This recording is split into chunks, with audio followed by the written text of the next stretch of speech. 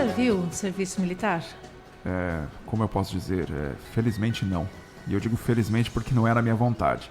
Mas quem tem essa vontade, eu incentivo. Faça, porque é uma experiência aí que vale a pena para quem tem interesse, né, em seguir a carreira militar. É uma escola de vida, né? O alistamento militar está aberto em todo o Brasil e muita gente ainda tem dúvidas sobre como isso funciona. Para ajudar a esclarecer as dúvidas, a gente convidou o Oscar Vidal Ledesma Blanco, né, que é da Junta Militar aqui de Foz. Oscar, bom dia. Obrigado por estar aqui com a gente. Bom dia. Para começar, quem hoje é obrigado a se alistar e quem pode se alistar de maneira voluntária, Oscar? Quem faz 18 anos, os meninos, né, sexo masculino que faz 18 anos, nesse ano ele tem que se alistar. Fala mais pertinho do microfone. Ele tem que se alistar, o alistamento vai de janeiro até dia 30 de junho e a apresentação é em agosto. Então, quem faz 18 anos tem que se alistar até dia 30 de junho. Independente do mês de nascimento, porque muita gente se confunde, fala, não, mas não tem 18 anos, não importa, se faz nesse ano, ele tem que se alistar até dia 30 de junho. E o que mudou agora com a possibilidade das meninas também participarem do alistamento? É o segundo ano já, né? Olha, é uma coisa assim que é possível, mas só que nós estamos implantando ainda. Então, nós estamos passando por algumas dificuldades, porque nós temos que estruturar o Exército para receber as meninas, né? E aqui em Foz nós não temos essa estrutura ainda. Atualmente aqui no Paraná só é feito em Curitiba. Então, a menina que quiser servir o quartel, ela vai ter que se deslocar para Curitiba para poder servir o quartel lá em Curitiba. E com relação até a alistamento, né? Hoje, quando eu vinha para cá, eu já vi que tinha uma rapaziada ali perto do muro do Exército. Já é pessoal do alistamento? Já? Sim, mas quem se apresentou em agosto do ano passado, ele passa por algumas fases. Então, o que está acontecendo hoje é uma das fases para ver se a pessoa vai ser incorporado ou vai ser dispensado, né? Então, ele passa por várias fases para ver se ele está apto a servir o quartel. E o que é necessário? Que requisito? Tem algum requisito especial, Oscar? Olha, além de ter 18 anos? A pessoa tem que ter um grau de escolaridade, né? Ele não pode ter nenhuma ficha criminal, né? Então, ele é avaliado esses critérios físicos, critérios sociais, né? Que não adianta também a pessoa querer servir o quartel se a pessoa é praticamente analfabeta, tem pouca escolaridade. Então, o que o quartel exige, como tem muita gente querendo servir, então eles fazem essa seleção. É como se fosse para trabalhar em algum lugar. Exato. Então, eles pegam a pessoa mais qualificada. E como é que funciona esse processo depois do alistamento? Você falou que quem se alistou ano passado, se apresentou em agosto do ano passado e agora está indo para o quartel, que é uma da etapa. Quais são as etapas? Exatamente. Primeiro, a primeira fase, eles têm um grande número de pessoas que são dispensadas, né?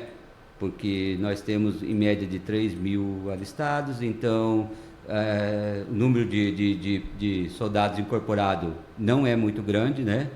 Então ele passa por uma peneira. Então em agosto é a primeira fase, onde o número maior é dispensado, aí depois vai passando por outras fases, né? E isso que eu ia perguntar até quanto à quantidade, né, de seleções que são feitas por ano, porque eu lembro, por exemplo, na época do meu avô, digamos, havia um grande contingente aí de rapazes que faziam, de fato, o serviço militar. Aí na época do meu pai já diminuiu um pouco, na minha época já era menos. Como é que está hoje em dia, de todos esses que se inscrevem ali? Você citou em torno de 3.000, né? Em torno de quantos são aproveitados? Olha, é em torno de 200 pessoas que são incorporadas, né? Então, se você for ver, é um número muito baixo. Dá menos de 10%, né? Então, e desses que são incorporados, normalmente são pessoas que querem servir, que têm pai, que serve carreira, já segue, né, uma carreira militar. Então, dificilmente a pessoa que não tem interesse, ele é convocado. Mas também não vou dizer que a pessoa vai ser dispensado. Chega lá e fala, não quero e vai ser dispensado. Não é assim, entendeu? Vai atender a necessidade do Exército. Né? Então, mas assim mesmo, normalmente a pessoa que não quer, ela é dispensada. Agora eu vou fazer uma pergunta até, Cris, aproveitando, né, esse gancho, porque quando chegou a minha vez de fazer o alistamento, eu confesso assim que eu tinha medo de ser selecionado, né, que eu pensava, estou terminando o ensino médio, quero ir para a faculdade. Já pensou se eu sou chamado e fico 1 ano no Exército e eu sei que lá tem treinamento no meio do mato e, né, o pessoal passa por 1001 provações e quem sai do Exército geralmente conta as partes piores, né? O pessoal já toca o terror em quem está fora. Eu gostaria até que você falasse um pouco, desmistificasse um pouco isso, porque geralmente o rapaz chega lá com 17, 18 anos, ele está apavorado. Mas é da nossa geração, eu da lembro, nossa geração, os meninos, meus colegas, todo mundo morria de medo. Uma que vai ter que sair de casa, Sim. sabe? E são os critérios que automaticamente a pessoa é dispensada. Arrimo de família, no caso, a pessoa que já tem filho, ou a pessoa que é casada, né, que já tem uma obrigação de sustentar uma família, nesses casos o Exército já dispensa automático, né? Mas acontece muitas vezes da pessoa não querer e ser convocado. Isso eu não vou negar, acontece. E pode acontecer da pessoa, por exemplo, um primo meu passou no vestibular, foi fazer faculdade e ficou, digamos assim, devendo para o Exército. Daí, quando ele se formou, ele foi servir. Eu não sei como é que é esse processo aí também. Tem alguns casos, vamos supor, que o Exército vê como MFDV, médico, dentista, da área da saúde, farmacêutico, né? E veterinário. Eles se apresentam, aí quando conclui o curso, eles fazem uma reapresentação para ver se o Exército tem necessidade daquele tipo de profissional, né? Então, aí ele faz uma segunda apresentação. Hoje, aqui em Foz, o que ocorre muito são os médicos que se formam no Paraguai. Eles têm que, depois que eles fazem um revalida, eles têm que vir na junta militar para fazer uma segunda apresentação para pegar o que nós chamamos de CDI especial, que é o Certificado de Dispensa de Incorporação Especial, que é uma segunda apresentação dizendo para ver se o Exército precisa desse tipo de profissional. Só assim, só com essa segunda apresentação é que o médico consegue pegar o CRM. E vale uma pergunta aqui específica da região de fronteira, porque a gente sabe aí que tem rapazes, cidadãos brasileiros, que quando dá a idade de apresentação, eles não estão aqui no território nacional, estão, por exemplo, no Paraguai e menos frequentemente na Argentina. Como é que fica essa situação do brasileiro que quando chegou a idade não estava no país? Olha, se a pessoa morar em outro país, ela vai no consulado e faz o alistamento. A pessoa que faz o alistamento no consulado, ele é automaticamente dispensado, porque ele não se encontra no Brasil. Então, é aconselhável a pessoa que não está no Brasil ir no consulado e fazer o alistamento lá no consulado, porque se ele fizer o alistamento aqui no Brasil, ele vai ficar com a obrigação de se apresentar.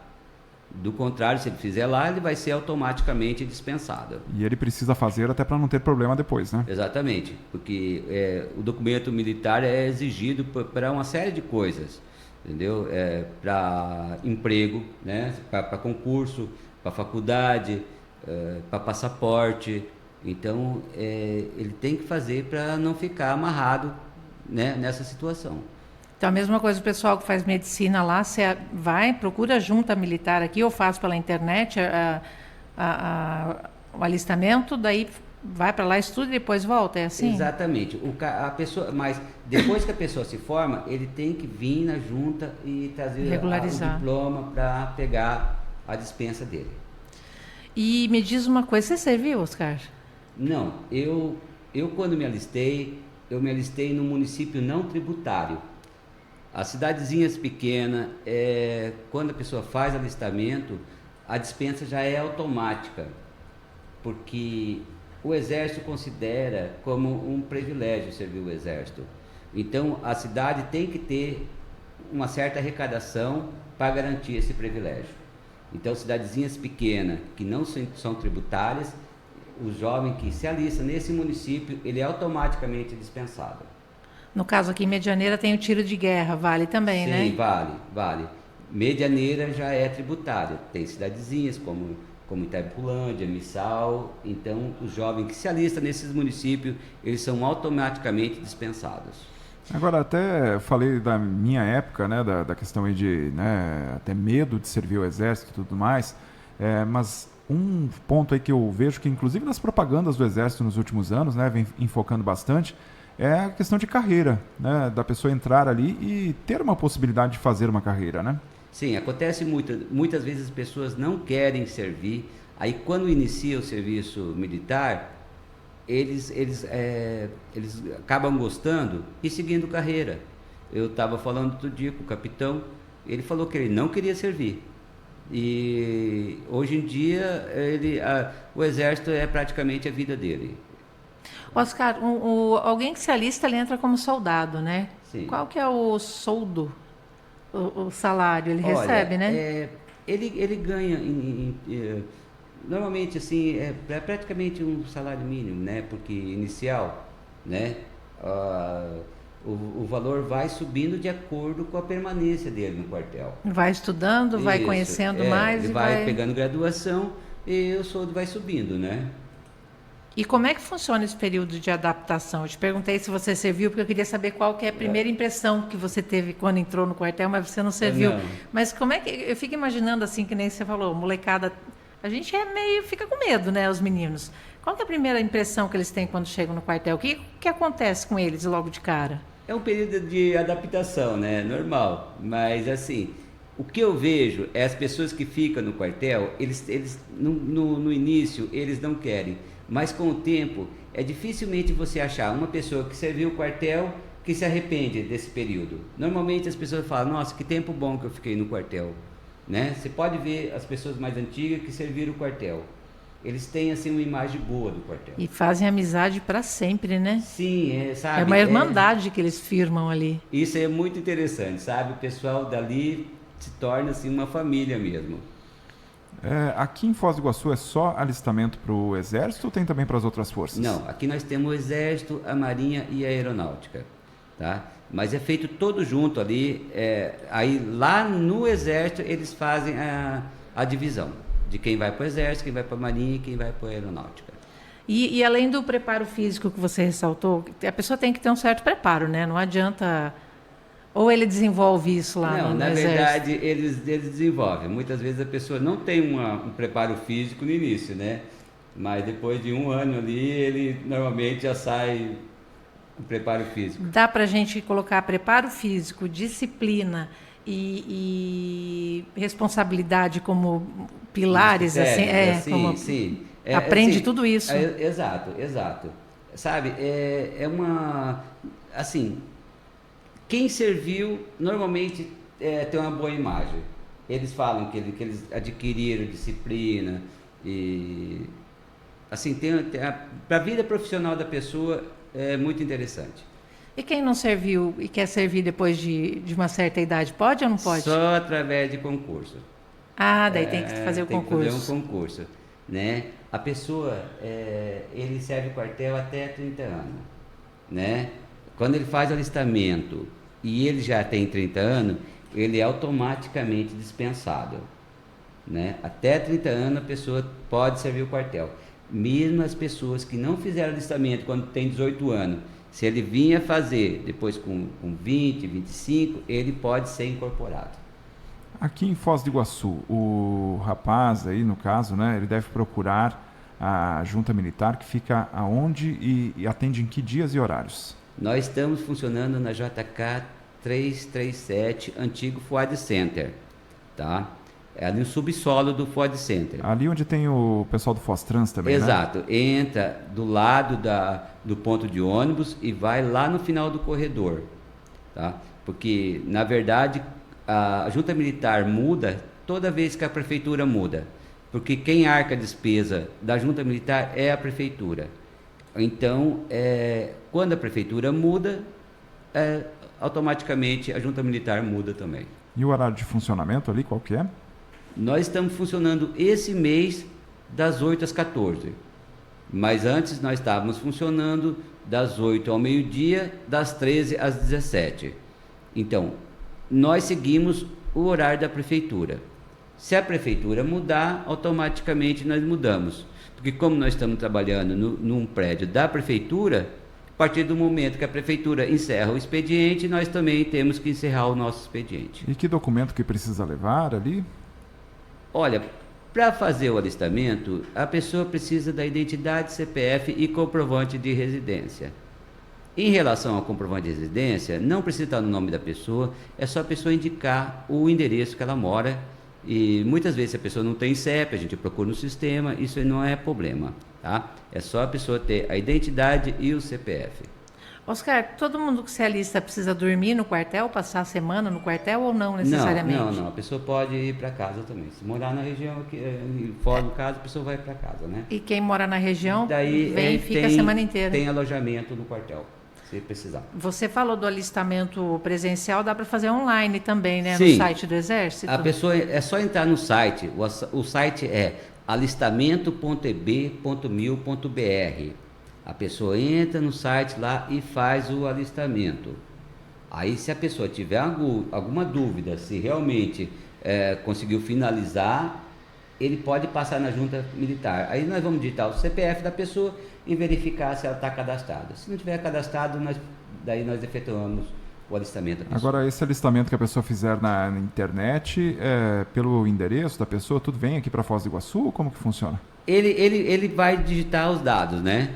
Aí, de acordo com os dados que ele digita, se ele digitar, né, Foz do Iguaçu, no caso, ele vai se apresentar aqui em Foz do Iguaçu. Que mensagem você deixa para essa meninada aí que está pensando se vai, não vai, se fica? Olha, eu vou dizer para essa rapaziada que é necessário. Não adianta eles deixar ficar postergando, porque eles vão precisar desse documento. Então, o que ele quiser fazer? Deve fazer de uma vez, que faça, que vai lá no Detran, vai na junta militar e já faça o alistamento, né? Não adianta eles falar, não, eu não vou porque eu tenho medo de ser incorporado, né? Porque eles vão precisar desse documento. Não tem como, porque é para emprego, tem a maioria das empresas não vão aceitar um funcionário que não está dispensado. E outra coisa, a apresentação é só em agosto. Se a pessoa não fizer e querer em setembro pegar o documento, ele não vai pegar. Então, por isso que ele não pode perder esse prazo, porque senão ele não vai conseguir o documento. Muitas vezes uma empresa tem vaga e ele não vai conseguir trabalhar por falta do documento militar.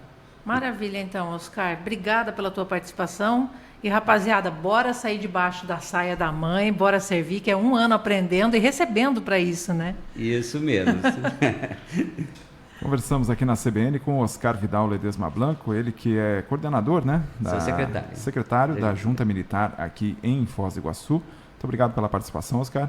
Nada, foi um prazer.